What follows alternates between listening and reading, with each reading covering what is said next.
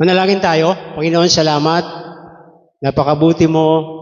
Totoo nga po, Panginoon, na ni minsan hindi ka po nagkulang sa amin. Narito kami, Panginoon, ngayong umaga, sama-sama kami na nag-worship sa iyo. Ito po yung aming pasasalamat at patuloy, Panginoon, na hindi mo po iniiwanan ni pababayaan man. Buksan mo po ang aming mga isip at puso ngayong umaga. Hayaan ninyo na mga salita na aming pong banggitin ngayong umaga, ito po ay magiging landas ng aming buhay upang patuloy naming tahakin ang iyong kalooban. Patawad po, Panginoon, kung meron ka pong nakitang karumihan, linisin mo po kami, buksan mo ang aming mga puso, punuin mo kami ng iyong karunungan, puspusin mo kami ng iyong Holy Spirit. O sa ganun, Panginoon, kami po ay mapagpala mo. Salamat sa umagang ito. Ito ang aking dalangin sa pangalan ni Jesus. Amen. Pupo tayo.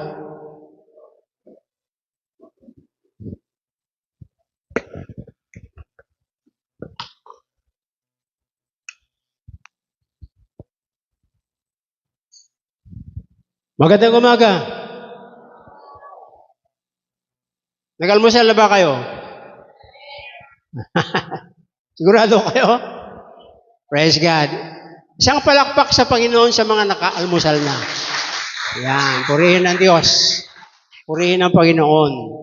So ito po yung panguling Sunday ng ating pong tema ngayon. First month ng 2024. No? Ano po yung ating tema? 2 Peter chapter 3, verse... Sigurado kayo? Amen. Praise God. Kaya nga tayo ay patuloy na lumago sa kagandahan loob ng ating Panginoong Jesucristo. Gusto po kasi ng Panginoon na tayo po ay lumago. Sabihin mo nga sa katabi mo, gusto ng Diyos na ikaw ay lumago. Ayan. Kasi kapag walang lago, walang fruit, walang bunga. It is the time to grow. Ito na po yung mga panahon na tayo ay lumago. Praise God. Purihin ang Panginoon. Maraming mga bagay sa buhay natin na hindi natin pwedeng pilit na mangyayari. Amen? Praise God. Marami tayong gusto, pero hindi natin pwedeng pilitin na mangyari agad.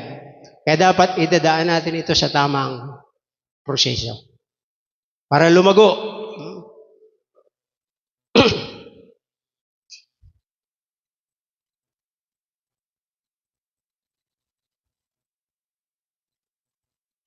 Sabi dito sa susunod, no?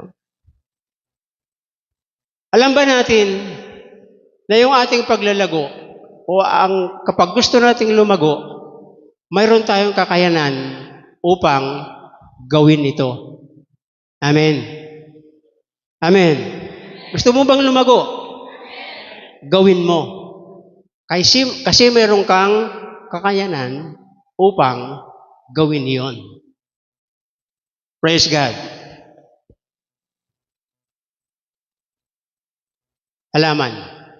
Sino ba sa inyong marunong magtanim o mag-alaga ng mga halaman? Di nyo na alam? Di na, Pastor, kasi kung gusto namin kumain ng gulay, punta lang kami sa palengke. Bibili kami ng gulay. O kaya, kung gusto namin tumingin ng mga magagandang halaman o bulaklak, pupunta lang kami doon sa mga flower shop at doon kami bibili. Ba't ganun umaga, ituturo sa atin ng Panginoon kung ano yung proseso ng paglago. Halimbawa, mayroon po tayong garden. Hindi natin pwedeng pilitin ang ating itinanim na lumago agad. Nandiyan ba kayo? Praise God. Ano ang gagawin?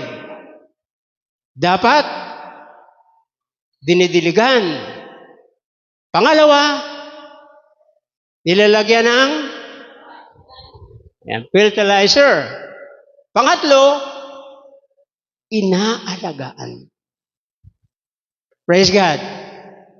Now, yun po yung mga proseso ng paglago. Ang ating po tinitigyang halimbawa, ito po ay sa mga pananim. But ito po ay nagpapatukoy sa ating buhay spiritual. It's time to grow. Dapat po yung palagi ang ating iniisip. Hindi ho natin pwedeng pilitin ang ating mga anak na sila ay magiging Kristiyano. Ano ang kailangan natin gawin? Dapat gamitin natin ang salitang influence. Ikaw mismo, tayo mismo, makita mismo ng ating mga anak ang ating impluensya para sila ay magiging makadiyos. Tama ba mali? Naalala ko si Brother JM. Yun yung kanyang, praise God. Hindi natin pwedeng pilitin. Di mo pwedeng pilitin na magustuhan ka ng mga tao. Amen? Hindi natin, walang tao na lahat na makausap natin, gusto tayo. Pero, pwede tayong makipagkaibigan sa kanila. Ipakita natin ang ating good influence sa kanila para sila ay magiging kaibigan natin. Diyan pa ba kayo? Praise God. Tandaan po natin, ang paglago, kung minsan hindi natin kaya, pero tandaan natin na mayroon tayong kakayahan patungkol sa ating paglago. Kaya napakahalaga ang salitang good influence. Noong kapanahonan ko, hindi nyo ito kilala. Kasi hindi nyo na pwedeng ibalik yung panahon. Meron pong Chinese cartoon character na ang kanyang pangalan ay Chinese po ito, Mazinger Z. Kaya bakit Mazinger Z? Machine gun. Yung kanyang hawak laging baril, yung At itong karakter na ito, kapag pumatay, walang awa. Wala siyang awa kapag pumatay. Isa po itong Chinese cartoon character. Ganun ang kanyang buhay. Kaya palagi siyang natutuwa. Kinukulong siya. Kahit ano ang gawin ng government, hindi nila kayang magbago si Mazinger Z. Ang ginawa ng isang government, dinala niya ito si Mazinger Z sa isang komunidad ng mga tao ay napakabait. Praise God. Influence. Araw-araw na pamumuhay ng karakter na ito, yung pagbibigayan, pagmamahalan, kabaitan, yun yung kanyang laging nakikita. Kaya alam mo po ba, hindi nagtagal, itong worst na tao, hindi po nagtagal, siya ay bumait. Dahil sa impluensya na araw-araw niyang nararanasan. Praise God. It's time to grow. Number 1.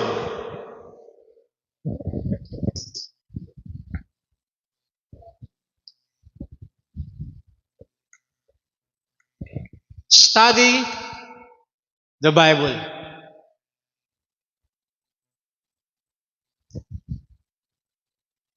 Things what we can do with will enable to you to grow. Ito po daw yung mga bagay na mahalaga na dapat nating malaman kung paano tayo lumago. Ano ang mga bagay na dapat nating ginagawa para tayo lumago?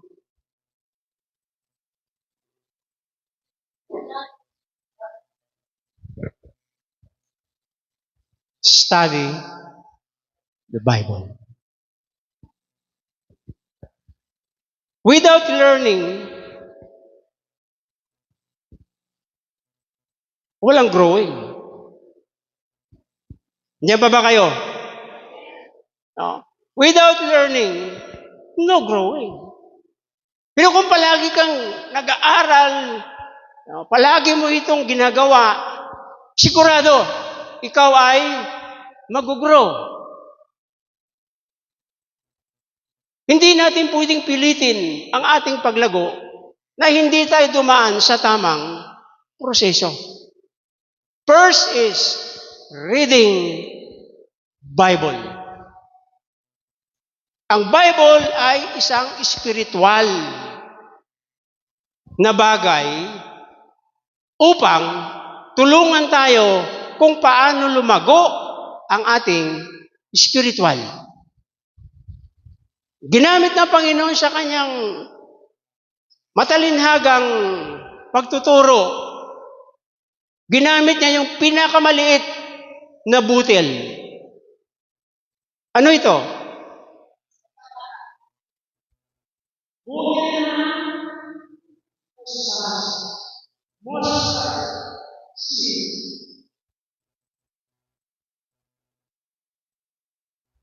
sabi niya, tingnan niyo ang pinakamaliit na buto sa lahat ng bulan. Pero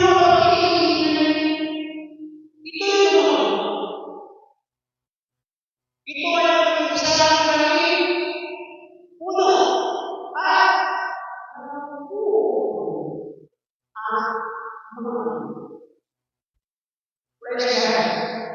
kapag ginawa natin ang mga lamang sa buhay natin, ang isa sa mga pagpapagiging natin, ang ating nangaral, pero hindi na kita kung talagang sa atin.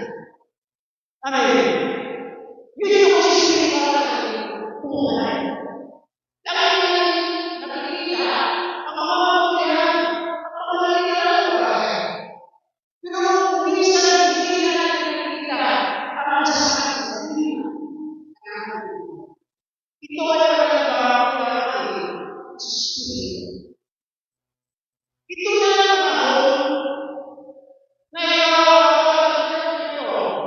ay masasila lumago. Amen. What first? Study. Reading. Bible.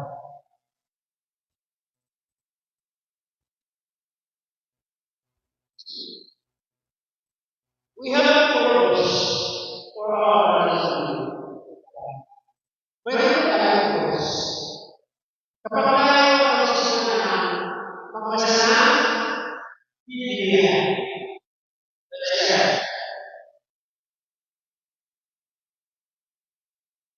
our purpose that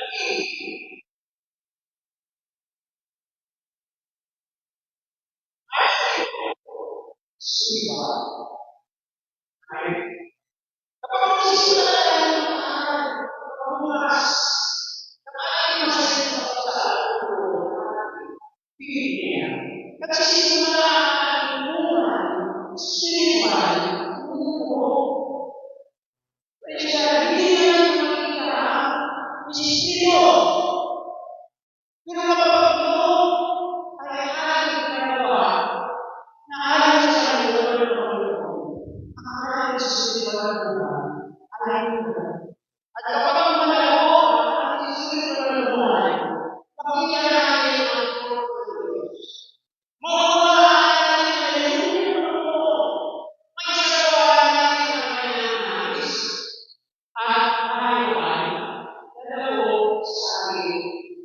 spiritual na buhay.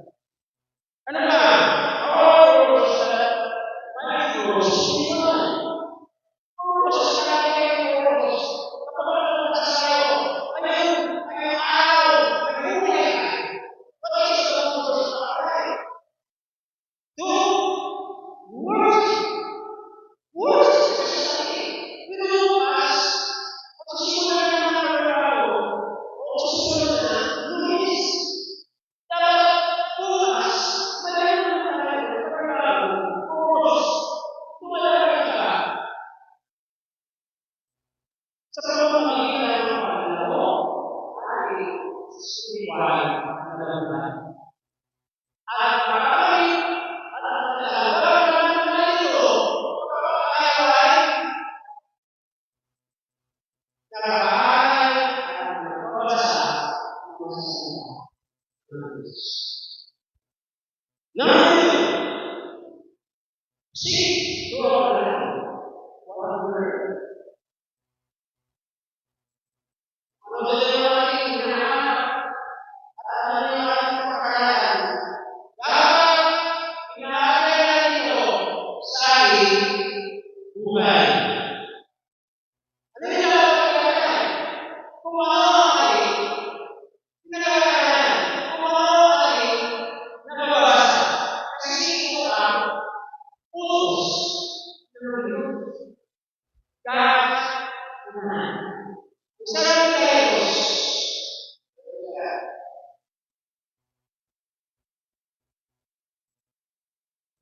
Titus chapter 2, verse 11.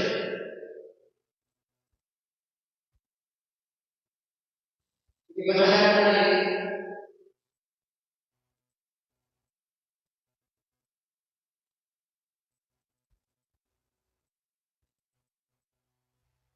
Ano yung masasayan ng tao niya?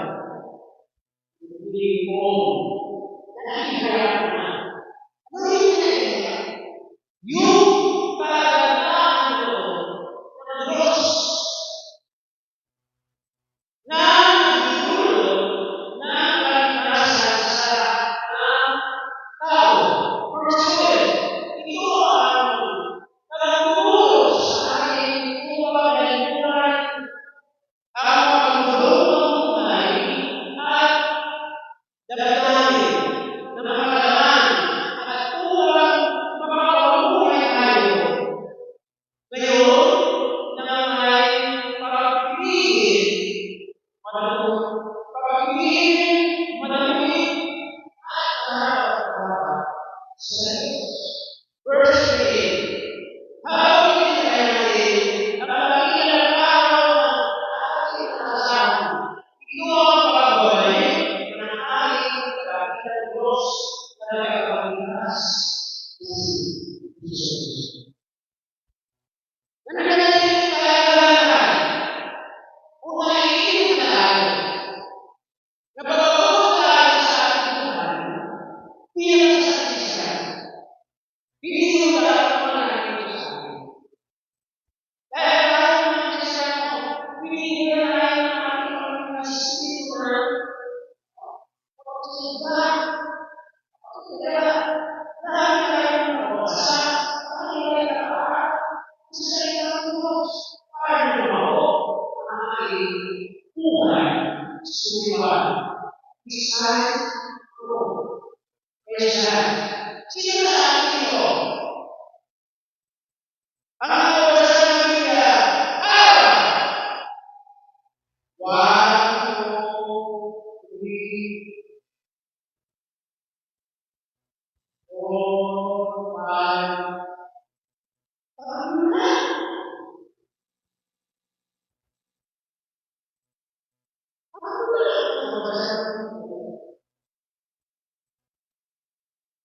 Sino sa ito?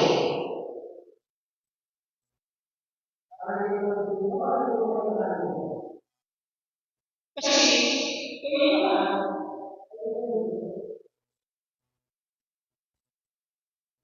sino sa ito?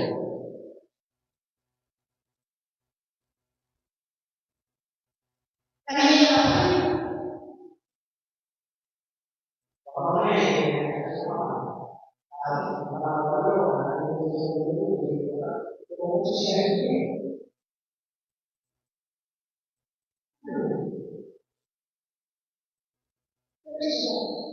At sa dali tayo na tayo ng mga oras sa araw.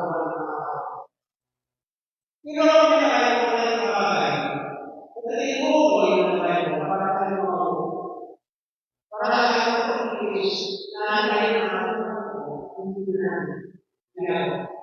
ito ba isa? Sige sa iyo. Sigurado. Para tayo sigurado. Sige na tayo guys, papakita sa mga. One, two, three, four, five. Sige. Hindi ko talaga yung pamitas. Amen. Hindi niyo ako masisisi. Hindi ko sa sabi ko, wala lang sisi. Hallelujah. Yes. Mayroon tayo pagkakita. Na magiging tayo sa ating pamumuhay sa pagkakasyon ng pagkakasyon. Kung sabi niya, sabi balon, lagi mo hanapin ang salita ng Diyos at ikalagay mo sa iyo. Sa pagkakalo ang kanyang the best na ubos sa mundo. Panalangin. Talagay sa sinigil. Okay. Diyan ang pagkakalo. Sa pagkakalo ka, naroon ang salita. Kasama ng Diyos ang salita at ang salita kay Diyos. Amen. Please, kung wala ka salita, wala ng Diyos, kasi wala ka salita. Amen. Praise God. Ilang word ang alam sa pamilya. Manahimik naman. Ilang word? Sige mo rin siya. Alam niyo mga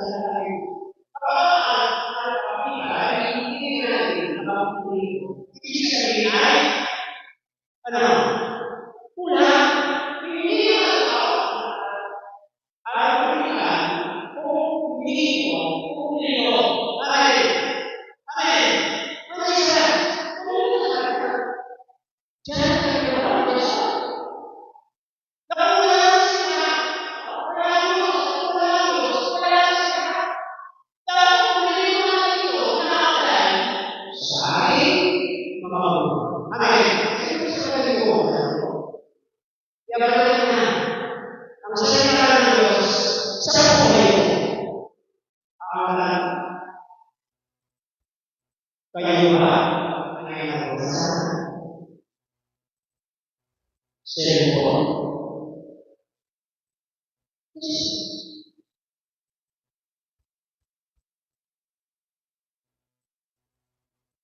Simple life, what on earth?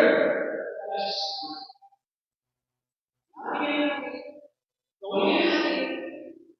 Basahin natin. At i-apply natin ang sinasabi sa salita ng Diyos. Hindi tayo talaga mga hindi mo lang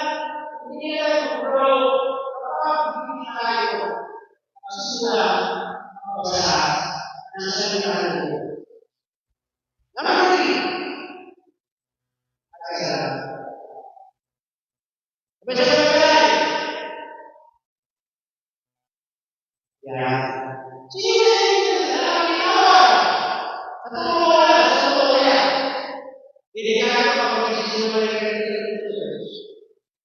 Ha? Di ba?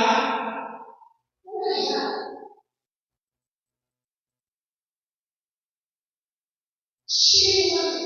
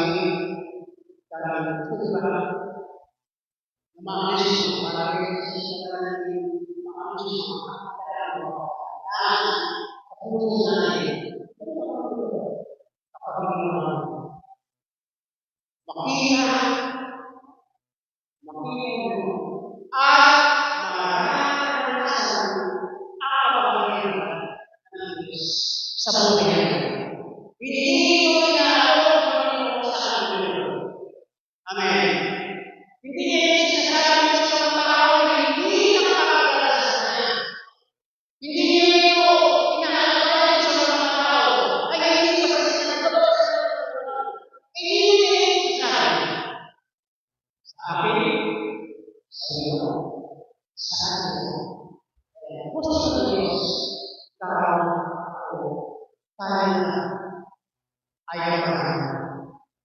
Panahon na! Para saan?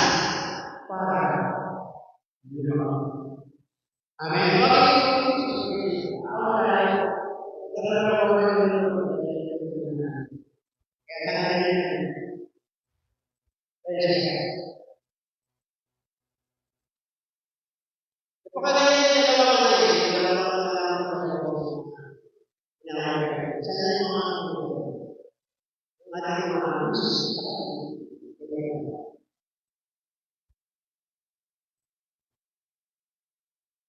Ano yung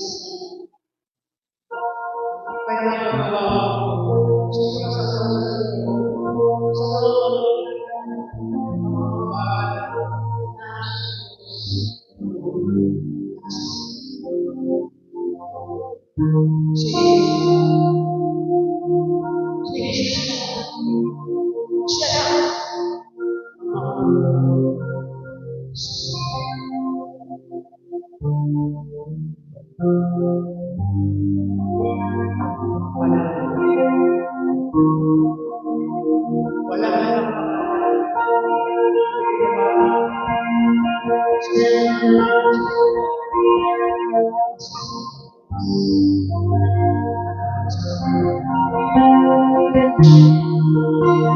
Acts chapter 4, verse 12. Kay Jesus tayo lumapit. Sumamba.